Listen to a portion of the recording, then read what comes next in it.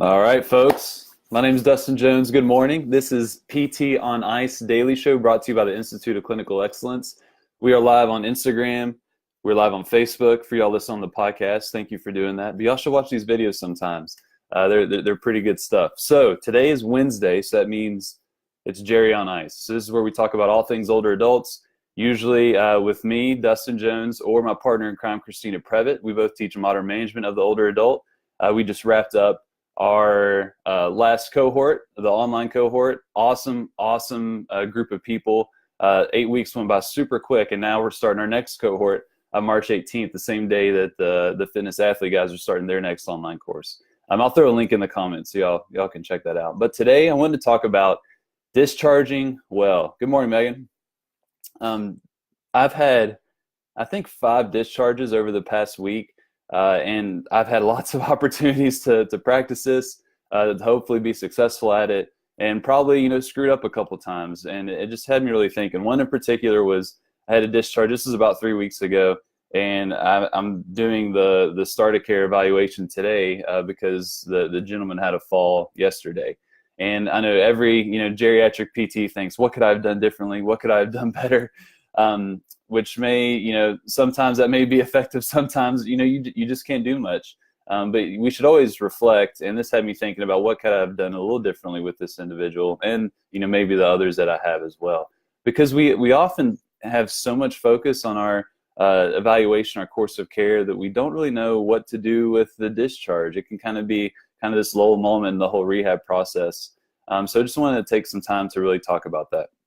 Now, to preface this whole conversation, I think I want to bring up the concept of being a guide, not a hero. That's really a foundational principle that I think a lot about in my interactions as a physical therapist. And this comes actually from a branding and marketing group called Story Brand.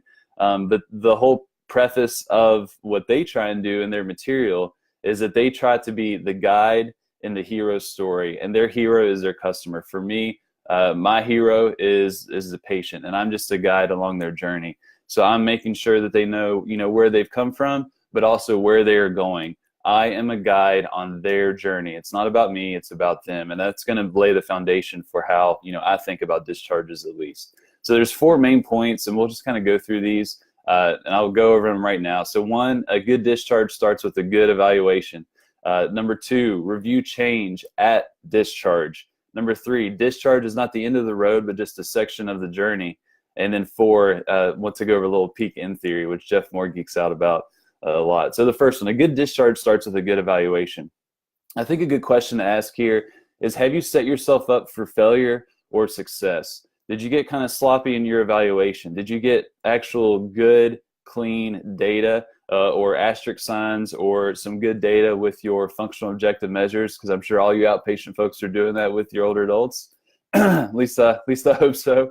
But did you get some good data? Did you get some good numbers? Were you able to build that therapeutic alliance? Were you able to build the bike, like we say a lot here at ICE? Were you able to demonstrate change to show people tangibly how you can make their lives better? Were you able to do that at the beginning of your course of care? But then most importantly, were you able to lay out that journey for people? What are their expectations going forward as they are working with you? Do they know at this point we will be successful? Do they have clear goals that you all work together as a team? These are all things that we should be thinking about in our evaluation process. Maybe not the first day, but at least that first few interactions that we have with our folks, just to set those expectations down and then actually know where we are going. And when you get to this point, this is what you're going to do next. And I know in my world, in the home health world, and I know other, especially in geriatrics, where we could see people for, I've seen some patients on a caseload over 6 months.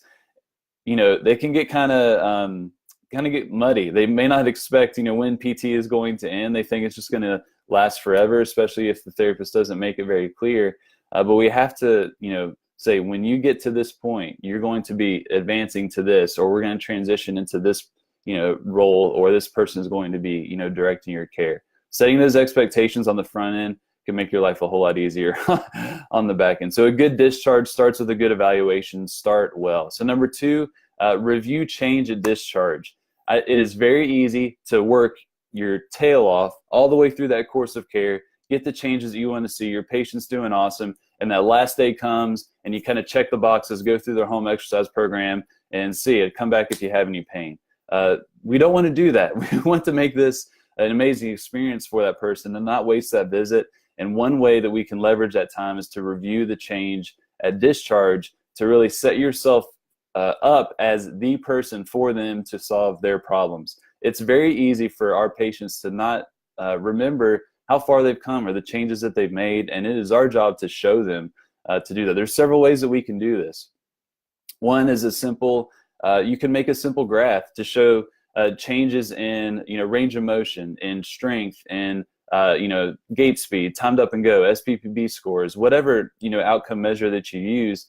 You could use a visual graph. There's some numbers in Google Sheets real quick, and boom, you've got a graph that you can show them to make sense of X percentage difference in an outcome measure. You can demonstrate differences. There's some times where I've actually demonstrated, okay, here's how slow you were walking with your timed up and go.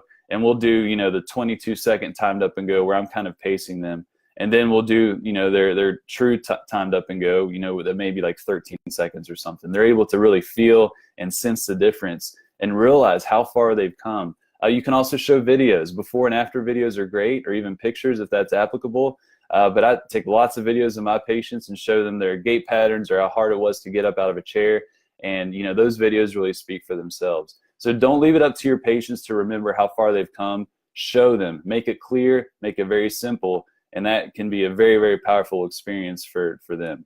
So number 3, discharge is not the end of the road, but just a section of the journey. In Jerry PT, we spend a lot of time with people for a long period of time, and you basically become a member of the family. It can be a really rough breakup when you're discharging. It can be quite traumatic for some people, especially in home health where they may not have much of a social support system. But we have to make it very clear that this is not the end of the road, but just one section of the journey that you're on. And I'm one guide along that journey. I'm gonna do my best to make sure that you're going to be taken care of. So I think you set the expectations clearly up front, so you prevent a lot of this, so people know that this is just it's not the end of the road. But what I think about is how have you set them up for the rest of their journey? So what have you done specifically for them? I know maybe the outpatient folks, you've gotten someone, you've reduced their low back pain, for example. Now they can bend down and put their shoes on and tie their shoes without pain. That's awesome. But what if they still can only deadlift 5 pounds off the ground?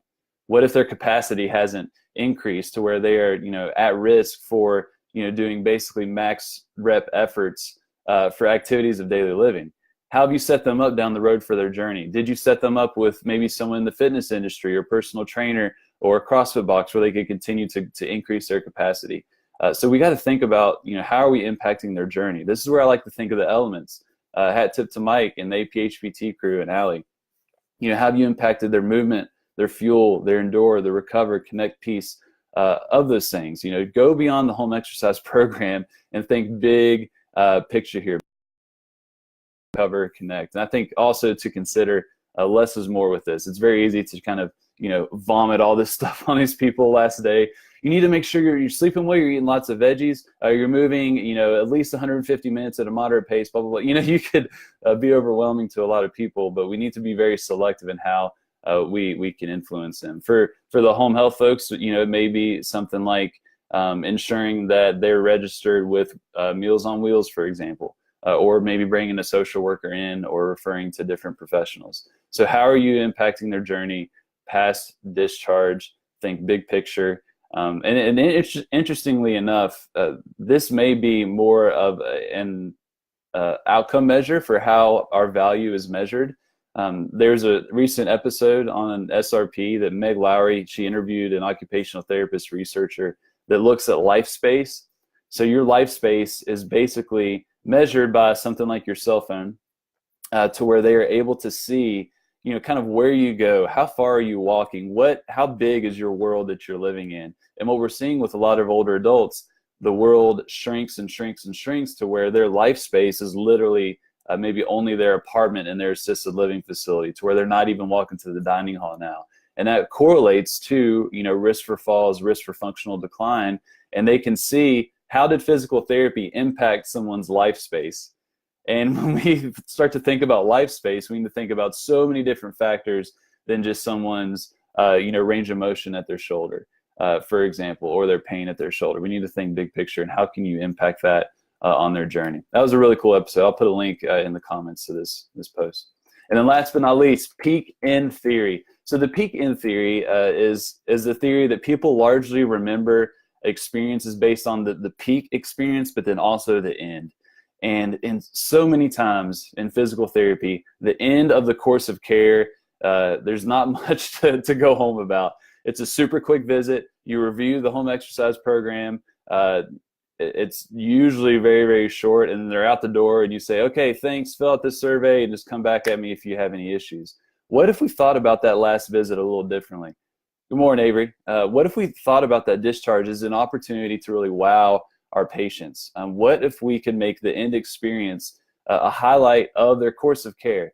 And one example of this is not a physical therapy example, this is something I experienced yesterday, is the PR bell. So at the CrossFit gym where I go, they have a big bell right by the sign-in board or the whiteboard, and you ring it if you get a PR that day, and you do it at the end of class, and everyone just goes berserk and starts screaming and clapping. And I got my first ring muscle up, so I kind of quietly went up to the board, wrote my time for the workout, and then just kind of ding, ding, ding.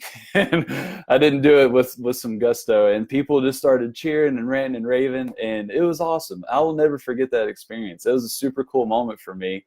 And I think about how can we do that in the physical therapy world. So whether it's, you have a graduation ceremony or some type of celebration or a gift or some type of surprise, that's something that they're not expecting, a special handshake, I don't know what it could be, but just something that's unique to your clinic or your practice, to where you can really make that end experience more of a celebration that they're continuing on in their journey, to further pursue health. So just think about that. People, they don't remember probably 90% of their interactions with you, but they're going to remember that peak experience and probably that end experience. So let's do the best that we can to really make that worthwhile. So to recap, how to discharge well. A good discharge starts with a good evaluation. We want to review, change, and discharge and demonstrate their change to make it very clear for them. Don't leave it up to them to remember how far they've come. We want to remember that discharge is not the end of the road, but just a section of the journey. And then last but not least, apply peak in theory to that last visit that you have with folks. So that's what I've got.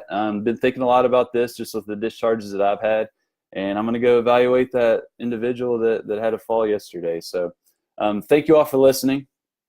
So a couple quick announcements. This Monday, so the 18th, Modern Management of the Older Adult, the online cohort starts, and then Clinical Management of the Fitness Athlete Essentials course starts as well. 2 online courses. If you are interested in the fitness athlete, if you're interested in better serving older adults, sign up, ptonice.com. Also, a bunch of us are heading up to Fenton, Michigan, to the mecca of CrossFit Fenton and Health HQ to hang out with Alan and Mitch and Zach. I know Jeff Moore's coming in, Zach Morgan, Christina Previtt. Me and my wife are going in. Jordan Berry's coming, a bunch of folks. So it's going to be a blast for CMFA Live. So we would love to see you all up there if you're able to make. I know that's kind of last second, but it's going to be an awesome course. Other than that, I'm out. I'll see you all in a couple weeks. Take care.